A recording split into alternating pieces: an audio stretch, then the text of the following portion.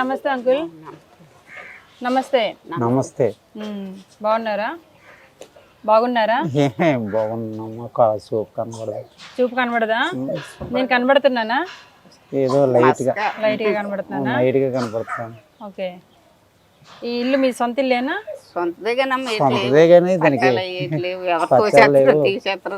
నేను మూలబడిపోయినమ్మా. మీకు పిల్లలు ఎంతమంది? పిల్లలు లేరమ్మా. అంటే పుట్టలేదా? పుట్టనే లేదా? పుట్టుకే లేదా? నాకు ఫిట్స్ ఉంది, పని కాటికి వెళ్ళలేకపోతున్నా. ఇతనికి పెన్షన్ ఇస్తారు, అది కరగేసుకొని తింటున్నాం. ఏం చేసేవారు అప్పుడు డ్రైవర్ గా ఎందులో డ్రైవర్ గా చేసేవారు? స్టీల్ ప్యాంటు పోర్టు అక్కడ తిరిగి ట్రాక్టర్ టైలర్ ఉంది కదమ్మా, లోడ్లు ఐరన్ లోడ్లు తోలేవాడిని. పక్క పక్కన యాడ్లు. అప్పుడు కూడా ఇదే వెళ్ళాం ఇది. అప్పటి నుండి మీరు ఇక్కడ ఉంటున్నారా? అప్పుడు జీతం ఎంత ఇచ్చేవారు మీకు? అప్పుడు జీతం తక్కువేనమ్మా, చాలా తక్కువే. అదే ఎంత? 400 ఇచ్చేవాడు రోజుగా. నెలకమ్మ 400. అప్పుడు తక్కువ అమ్మ. రాజమ్మ లోడ్ వేసుకుని వెళ్ళి వస్తాం. మీ వయసు ఎంత? 59 అమ్మ. 69. 69. 70 ఏళ్ళు వచ్చాయి. ఓకే. 30 ఏళ్ళ క్రితం పనిచేసేవారా? బాగా చేసేవాడు. 30 ఏళ్ళ క్రితం కూడా జీతం. ఈ కళ్ళు పోయిన కానివ్వండి, మరి ఎక్కడికి వెళ్ళలేదు అమ్మ. ఇక ఒక చూపు అవుపడిన కానివ్వండి. మరి మీరు పనికి వెళ్తున్నారా? నేను పనికి వెళ్ళలేకపోతున్నాం, ఫిట్స్ వచ్చేస్తుంది, వెళ్ళలేకపోతున్నాను. మీ పేరేంటమ్మా? చిన్నమ్మలు. మీ పేరేంటి? రామమ్మ. పిల్లలు లేరు. ఓకే. మీకు ఫిట్స్ ఉండడం వల్ల ఏంటంటే ఎక్కడ పని కూడా ఏ చిన్న పని కూడా ఏం మొదట్లో ఇప్పుడు అప్పుడు కొద్దిగా ఇంటి పనికి వెళ్ళేదాన్ని అమ్మ, గిన్నెలు అయితే అమ్మడానికి. ఇళ్ళ పనికి వెళ్తే ఏదో ఒక 500 600 ఇచ్చేవారు. ఇప్పుడు చేయట్లేదు. ఇప్పుడు చేయలేదు, వెళ్ళలేదు. అతనికి వచ్చిన పెన్షనే అలా కరగేసుకుంటున్నాం. సో అది మీ ఆర్థిక పరిస్థితి అయితే. అంతేనమ్మా. అంకుల్, మీరు మాతో వచ్చేకూడదు ఇక్కడ. ఎందుకు? ఆ ఇల్లు అదే బాగాలేదు కదా? నిజమే కదా. ఇద్దరు రండి, మిమ్మల్ని విడదీసి రమ్మనట్లేదు. ఇద్దరు వచ్చినాము, మరి ఇక్కడ అలవాటు అయిపోయిందమ్మా. మరి ఇక్కడే ఎప్పుడు వచ్చామమ్మా? 82 81 వచ్చానమ్మా. అది 40 ఏళ్ళు. మాది సొంతూరు పోస్పెట్టరాగమ్మా. బతుకు తెరువు కోసం వచ్చాను. అప్పటి నుంచి ఇక్కడే అలా ఉండిపోయింది. ఇక్కడే ఉంటారు ఇంకా? ఇక్కడే. దాటి ముందుకు రారు? ముందుకేముందమ్మా, ఇక్కడే ఎవరో దాన పరిస్థితి. అదేలే. ఇంకైతే ఇంక ఈ వయసులో ఎక్కడికి వెళ్ళగలము? మీరు కష్టపడుతున్నారు కదా, బతకడానికి కష్టపడుతున్నారు కదా. కష్టపడుతున్నాము. కష్టపడినప్పుడు రూపాయి వెనక వేసుకోలేకపోయినాము. మరి ఏమి ఆ తెలివి ఎందుకు లేదు మీకు? తాగేవారా? అలవాటు కూడా లేదమ్మా. ఖర్చు ఎవరికి పెట్టమన్నప్పుడు పెట్టి తీసుకొచ్చి ఎవరికైనా పెట్టడం, సాయం చేయడం, ఏ బట్టలు కట్టడం చేసేవారు అప్పుడు ఏదైనా బాగున్నప్పుడు. వారికి ఎక్కడి నుంచి వచ్చాడనుకమ్మా, డబ్బులు లేవనుకో ఛార్జీకి ట్రైన్ టికెట్ ఇవ్వడం, బస్సు ఛార్జీ తీయడం చేసేవారు. ఇప్పుడు అయితే లేదమ్మా, అంతగా అయిపోయింది పరిస్థితి. మంచి మనసు ఉంది కానీ దాచుకోవడం తెలీదమ్మా. రూపాయి వెనక తెచ్చిన డబ్బులు మీకు ఇచ్చేవారా? మాకు ఇచ్చేవారు. అలాగే మరి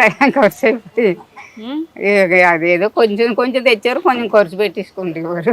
తినడానికి వచ్చేదమ్మా. మరి అదే మగాళ్ళు ఎంత తెచ్చినా కూడా ఆడవాళ్ళు కూడా కొంచెం పొదుపు, వెనక వేసుకోవటం, అవన్నీ కూడా మగాళ్ళు ఒక్కలే కాదు, ఆడవాళ్ళు కూడా ఉండాలి తెలియదు. అవునమ్మా. ఆడవాళ్ళు బట్టి ఇల్లు కూడా ఆడవాళ్ళు చక్కదిద్దాలి. మగాడు పాడైపోయినా బాగుపడాలన్నా సంపాదన ఎంత ఉన్నా కూడా అంతేలే. కానీ అప్పుడు పరిస్థితులు బట్టి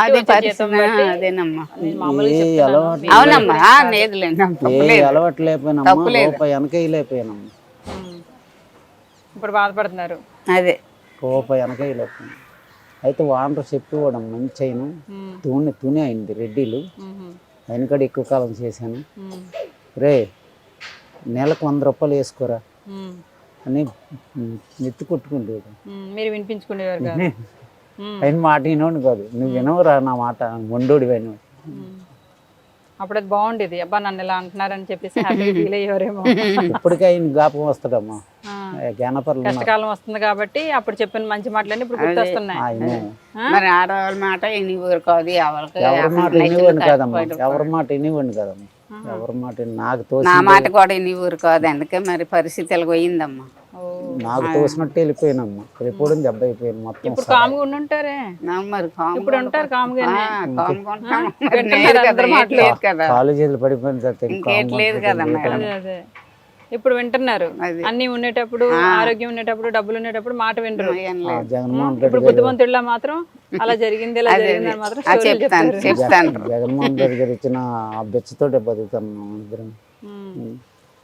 సో ఇది ఫ్రెండ్స్ రాము చిన్నమ్మలు వాళ్ళ ఫ్యామిలీ స్టోరీ అయితే ఇది. పిల్లలైతే లేరు, ఈవిడ అనారోగ్యం ఫిట్స్తో ఉంటారు. ఆరోగ్యం బాగున్నప్పుడు ఇంటి పనులు వంట పనులు ఏవో చేసుకొని బ్రతుకు తెరవని అలా నెట్టుకుని వచ్చారు. ఇగో చెప్తున్నారు కదా రాము గారు వయసులో ఉండేటప్పుడు ఒక 30-40 ఏళ్ళ క్రితం లారీ డ్రైవర్గా పనిచేసేవారు. నెలకు 500-1000 రూపాయలు అప్పట్లో అంట మరి ఇచ్చేవారు. 500-600 కాదు, ఎక్కువ ఇచ్చి ఉంటారు. 800 రూపాయలు ఇచ్చివ్వరు. అదే రోజుకా? నెలకు 400 అమ్మా. నెలకు 400 రోజులు. సరే అప్పుడు తక్కువ ఇప్పుడు తక్కువ కదమ్మా జీతాలు. సో అది నా 100 జీతాల్లో ఉండేటప్పుడు ఆయన వచ్చిన దాన్ని పొదుపుగా చేసుకోకుండా ప్రౌడ్గా ఫీల్ అవుతూ అందరికీ దాన ధర్మాలు చేయాలి. ఎప్పుడైనా దాన ధర్మాలు చేయాలి, తప్పకుండా చేయాలి. ఎదుటివారికి మన దాంట్లో ఉన్న 10 రూపాయల్లో 1 రూపాయి పక్క వారికి ఇవ్వడం తప్పు కాదు, కానీ మన ఆర్థిక స్తోమతను బట్టి మాత్రమే మనం ఇతరులకి సహాయం చేయాలి. సో మనది కూడా అమ్ముకొని మనది కూడా ఉన్నది ఎక్స్ట్రాలకు పోయి వాళ్ళు పొగుడుతున్నారు వీళ్ళు పొగుడుతున్నారు అని మాత్రం ఎవరికి దానం ధర్మాలు చేయకండి. ఎందుకంటే రేపొద్దున మన పరిస్థితి ఏదైనా అయినా కూడా మనకి ఎవరు హెల్ప్ చేసే వాళ్ళు ఉండరు. ఇదిగో ఇలా ఇంకొకరు వచ్చి హెల్ప్ చేసే పరిస్థితి కూడా కొంతమంది వెళ్ళిపోయి చరిత్రల్లో కూడా మనం రాజుల్లో లేకపోతే వేరే ధనవంతుల్లో చాలామందిని మనం సినిమాల్లో కూడా చాలామందిని చూసుంటాం. గొప్పలకు పోయి ఉన్నదంతా కూడా అమ్మేసి దాన ధర్మాలు చేసే పరిస్థితి, తర్వాత వాళ్ళు ఇంకొకరిపైన ఆధారపడే పరిస్థితి కూడా వస్తుంది. అంటే వీళ్ళని ఎగ్జాంపుల్గా ఉంచి నేనేం చెప్పడం లేదు, కానీ అలా కూడా చేసి బయట వాళ్ళు బాధపడే పరిస్థితుల్లో కూడా ఉన్నారు. సో ఉన్న దాంట్లో ఎంతో కొంతైనా మనం దాచుకోవడానికో లేకపోతే ఏదైనా ఉపయోగపడే భార్యని కూడా హ్యాపీగా మనం పెళ్లి చేసుకున్నాం అంటే భార్యకు కూడా మనం న్యాయం చేయగలిగే స్థితిలో ఉంటేనే మనం పెళ్లి చేసుకోవాలి. మన సంపాదనలో కొంత భాగం ఆవిడ కోసం కేటాయించాలి, అది ధర్మం కూడా. సో అదనమాట. సో ప్రజెంట్ పేరు రాము అన్న అలాగే చిన్నమ్మలు పరిస్థితి ఆర్థికంగా ఆరోగ్యపరంగా కూడా వెనకబడి ఉన్నారు. కాబట్టి నేను ఈ ఫ్యామిలీకి ఏదో ఒక రూపంలో చిన్న హెల్ప్ చేస్తే వాళ్ళు ఈ వయసులో నన్ను కొంచెం హ్యాపీగా ఫీల్ అవుతారు. కాబట్టి నేను ఈ ఫ్యామిలీని ఎన్నుకోవడం జరిగింది. మరి నేను వారికి చేసే సహాయం చేసేద్దాము. రైస్ తీసుకురండి.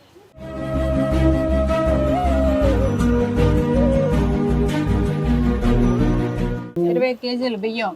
చెప్పండి. ఎందుకు ఏడుస్తున్నారు? తిట్టానని ఏడుస్తున్నారు? లేదమ్మా పరిస్థితులు బాగలేదు.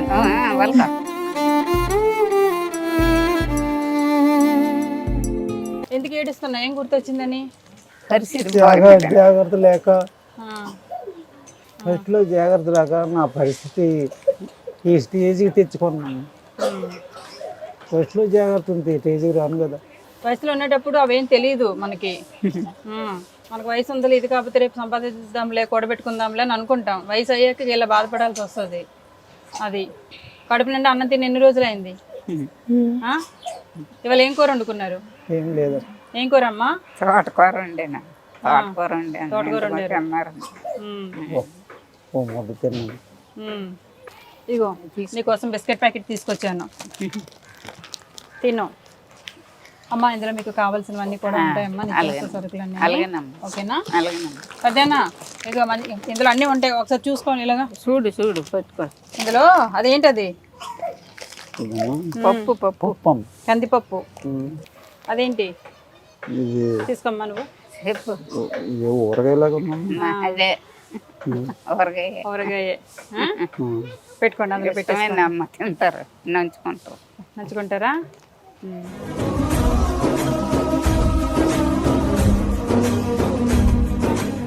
దుప్పటి నీకు బట్టలు కూడా పెడుతున్నాను.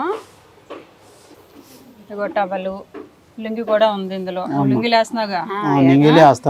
అది అందుకనే. బనియన్ కూడా ఉంది ఇందులో, తీసుకో. అమ్మ నీకు చీర నచ్చిందా? నచ్చిందా? చీర జాకెట్ లాగా.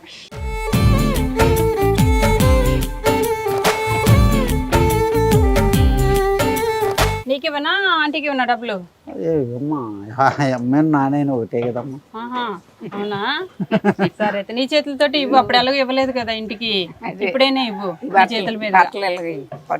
పర్లేదు. చెప్పండి ఏమని చెప్పిస్తారు? జాగ్రత్త పెట్టు అని అంటారా? ఏం పెడతా? అమ్మా, చెప్పండి మా మేడం వింటారు.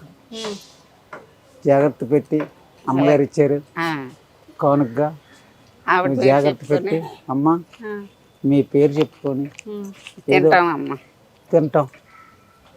అమ్మా మీ పేరు చెప్పుకొని బట్టలు కుట్టించుకుంటాను, అలాగే తొడుక్కుంటున్నాము. అలాగే నా పేరు చెప్పుకొని ఇప్పుడు ఏం కొనకండి అని కొనాల్సిన వస్తువులు ఏం కొనము, మరి వద్దాము, మరి బట్టలు ఇచ్చాను అవి దాచుకోండి. ఏమైనా హెల్త్ కి ఏమైనా ప్రాబ్లం అయితే టాబ్లెట్లు ఏమైనా కొనుక్కోండి.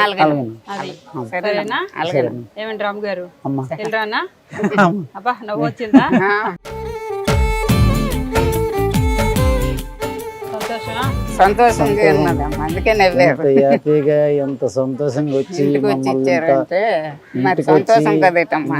ఇంటికి వచ్చి మమ్మల్ని ఇంత సన్మానంగా చూసి, ఇంత ఓ తల్లి తండ్రిలా చూసి, ఇంత గౌరవంగా చూసి ఇవన్నీ మాకు కానుకగా ఇచ్చారంటే మేము ఏం మర్చిపోదాము. సరే, సంతోషంగా ఉండడం కోసమే నేను ఇవన్నీ తిరుగుతున్నాను. ఇలాంటి వాళ్ళంతా పలకరిస్తున్నాను. మీరైతే కడుపు నిండి అన్నం తినండి. సెలవు.